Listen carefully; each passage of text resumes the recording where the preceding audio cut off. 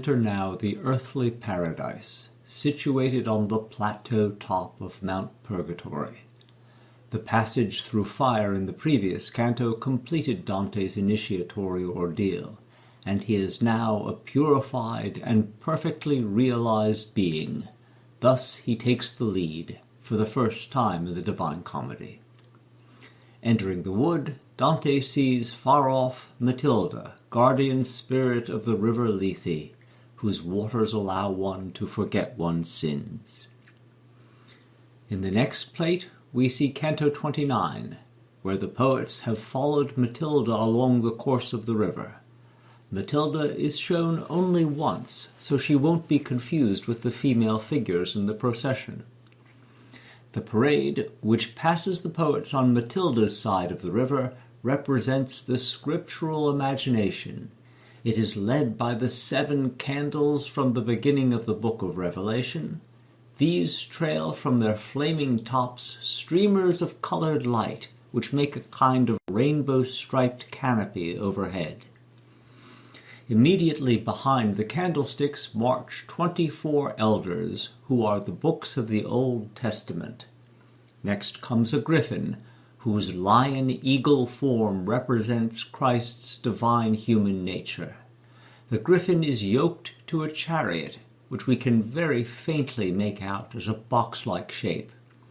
It is surrounded by 4 winged beasts, who represent the 4 evangelists, but these are visually indecipherable. The chariot is flanked on the left by the 3 theological virtues, faith, hope, and charity, and on the right by the 4 natural virtues, prudence, courage, fairness, and moderation. Next come 7 elders, who are books of the New Testament. In the rear marches the book of Revelation. Here the angels of the lamps have turned to see what happens next. The things that look like round caps on the 7 celestials are meant for their halos. The books of the Old Testament have made a smart about-face and stand at attention to observe. Beatrice descends from heaven to take her place in the empty chariot. She is showered with flowers cast by a swarm of angels who have suddenly appeared, filling the chariot and obscuring our view of most of the New Testament books. We can now clearly make out 2 of the 6 winged beasts who represent the Gospels in front of the chariot.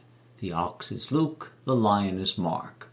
The dancing theological and natural virtues are still in view, and we can see the griffin in better detail. His forelimbs are somewhat spindly eagle legs, the right of which is raised, making it a little harder to discern.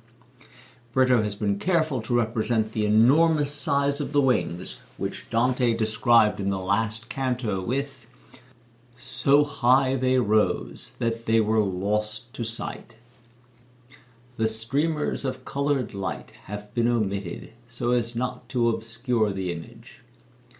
A final matter to note here is the disappearance of Virgil. Being a pagan, he is unequal to the level of revelation here, and he has disappeared, returned to his place in limbo. The next plate gives another detail from the same canto.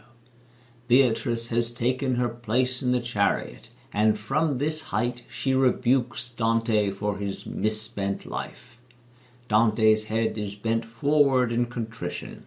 He cannot see Beatrice's face, which remains veiled until the following canto. Britto has cleverly indicated both the invisibility of and the displeasure in Beatrice's visage by showing her face turned away from the penitent poet.